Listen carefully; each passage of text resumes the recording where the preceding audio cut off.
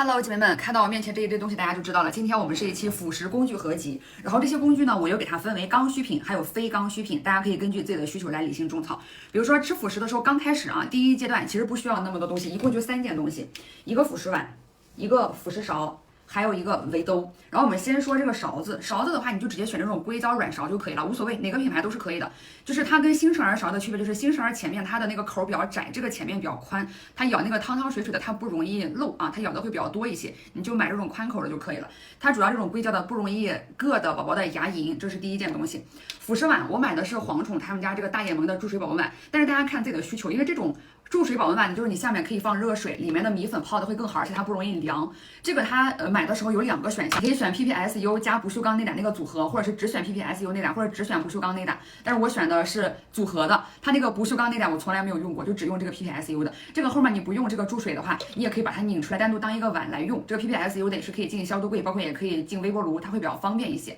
我是建议大家可以买这个单独 PPSU 的这个碗，不要那个不锈钢的啊。然后第3件就是围兜，你像围兜的话种类也很多，就像这种的。硅胶的这种简单的，然后还有这种大一点的，能够到肩膀位置的，还有这种罩衣啊。反正我们家是买了3样，但是到目前用下来为止，还是这个会比较方便一点，因为它好擦好洗，然后个头又比较小，你平常带出去也比较好带，直接一围就可以了。这个是比较大，它到肩膀这个位置，小孩他老容易这样拿手去抓它去玩它，他不认真吃饭。还有这个每次穿的时候会比较麻烦，然后他的胳膊也不愿意进去什么的，所以你像用来用去，最后用的比较多的就还是这种的。非刚需品就是这2件东西，一个是摇摇乐，还有一个是米糊袋。这俩东西什么作用呢？就刚开始小孩开始吃辅食了之后，他的嘴巴馋得很，就大人在吃饭的时候，他老在旁边哼哼唧唧的，或者就哭的闹的要吃，那你就给他往里面放点水果。如果你不想让他吃零食的话，里面给他放点水果，让他这样自己去咬吧咬吧。出门的时候也比较方便携带啊，它还有个盖子，但是让我给搞丢了。然后就是这个米糊袋，它前面好像有2个头，我记得一个是那种吸管的，还有一种是这个勺子的。反正我们一直用的是这个带勺子的。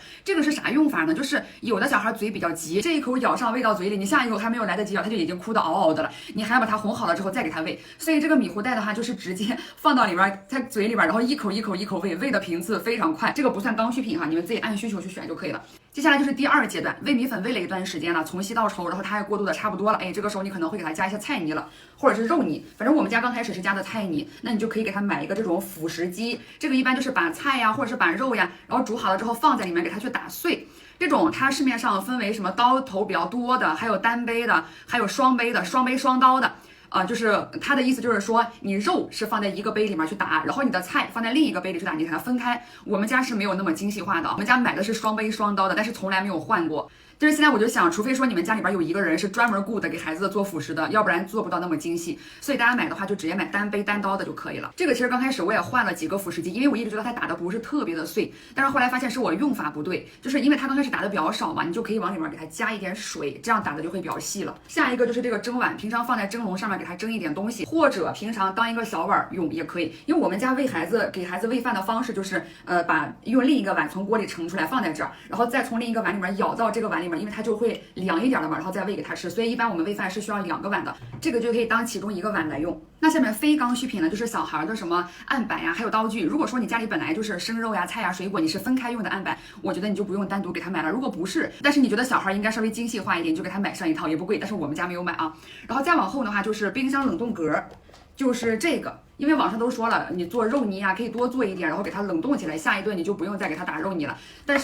但是我们家买了好几个，这个一次都没有用过，因为我们家每次都是给它现做现吃，剩下的就给它倒了，就不给它吃了。所以这个也是看需求吧，我觉得这个也不算是一个刚需品。下面我们说第3个阶段要用的东西，就是小孩的米粉，其实跟大人吃米饭是一样的，你不可能天天吃米饭吧，小孩也不可能天天吃米粉吧，所以你就要换着花样给他做，就涉及到了其他的工具，米糊机、电炖锅，还有这个煮面的锅。这个米糊机用法很简单，我买的时候他给我发了一个食谱，就按照他那个食谱做就可以了。反正方便点就在于你那个菜不用再煮熟打碎了，你就直接把东西全都放到里面，然后直接就像那种一锅出一样，它打好了弄熟了直接倒出来喝就可以了。下一个就是电炖锅，电炖锅就是给它熬一些粥呀，或者是给它炖一些汤呀，给它做宝宝饭呀什么的。我们家一共是2个，然后我看这2个在市面上也挺有争议的，一个是普利顿的这个电炖锅，还有一个是一克煎的，我拿起来给大家看一下。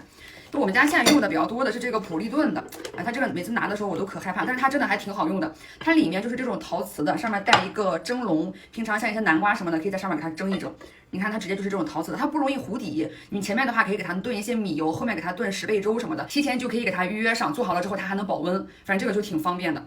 一克间的它也是跟普利顿一样，它是属于那种微压的电炖锅，但是为什么一克间我们家后来没有再用了呢？因为它就是这个问题啊。就是它是隔水炖的，炖的时间比较长。另外，它这种微压就跟家里的那种高压锅差不多。你开始弄了之后呢，它这个盖子就打不开了，直到你弄好了之后，这个盖子才能打开。就因为这一点太麻烦了，所以我们家就不用它。因为比如说有的时候想给小孩养胃，你给他炖一些苹果呀、苹果粥呀什么的，但是这个苹果不能炖太长的时间，所以你可能炖的中间你把苹果要掀开盖加进去，但是这个就不可以。所以这个普利顿的电动锅它的使用场景会更多一点啊。这是这个，然后还有这个锅是买来给它煮面条的，我觉得这个东西算是一个非刚需品了。你们自己看啊，因为家里锅一般是比较大的话，你给它煮面条，你放一点点水，它可能就会糊底。这个它这个锅会比较小，就是一个这样的一个区别。然后我买的这个也是普利顿的，它的底儿比较厚，不锈钢的材质，一般你上煤气灶呀，或者是电磁炉呀，上面都是可以用的啊。反正我觉得上面还带一个蒸笼，你平常给它蒸点东西什么的也都是 OK 的。